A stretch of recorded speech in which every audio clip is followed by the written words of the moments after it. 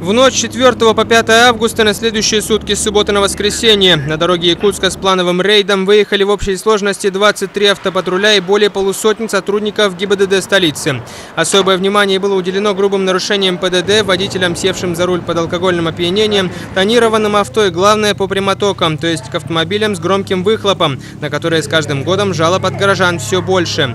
Инспекторы ловили нарушителей с 8 вечера до 3 ночи. Было задержано около 2 десятков машин с громкостью выхлопа выше положенного. Спецоборудование вводило запрещенные цифры на дисплее, тут же с громкого авто снимали госномера. В этот вечер гаишники тормозили мотолюбителей, большинство из которых ездили попросту без прав. Прав, когда покупал, потом покупали, вроде говорили, права не нужны вообще. Ну вот как бы заинтересовались, купили, конечно. Вид хороший, захотелось, конечно, купить. А так вот то, что сейчас поймали даже, нелепо даже. На светофоре резко права спросили, прав как бы нет. Чем ближе к ночи, работы у страж дорог становилось больше. Поступает сообщение, что вблизи от нового моста сбит пешеход. Освещения там вообще не было. И как раз перед спуском моста, поворот, разворот был чуть-чуть. И там спустились. И вдруг резко оказался своего человека, тормозил.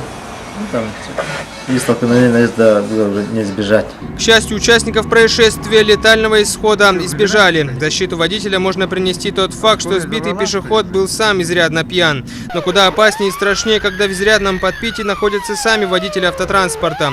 И вот инспекторы бьют тревогу. Все патрули стягиваются в центр. Поступила информация о том, что по городским улицам без фар на высокой скорости ездит УАЗ темного цвета. Ситуация требовала немедленного вмешательства.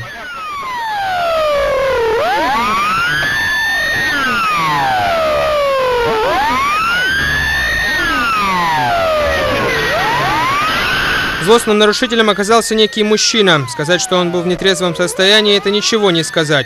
На громкой ноте рейд был завершен, и только за выходные, по ее результатам и не только, были пойманы 60 пьяных за рулем и зафиксировано 30 ДТП. Если говорить о ситуации на дорогах столицы в целом, то за 7 месяцев текущего года произошло 209 дорожно-транспортных происшествий, в которых погибли 16 человек.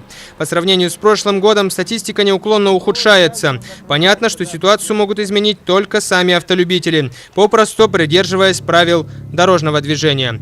Влад Давыдов при поддержке пресс-службы столичного ГИБДД НВК «Саха», Якутск.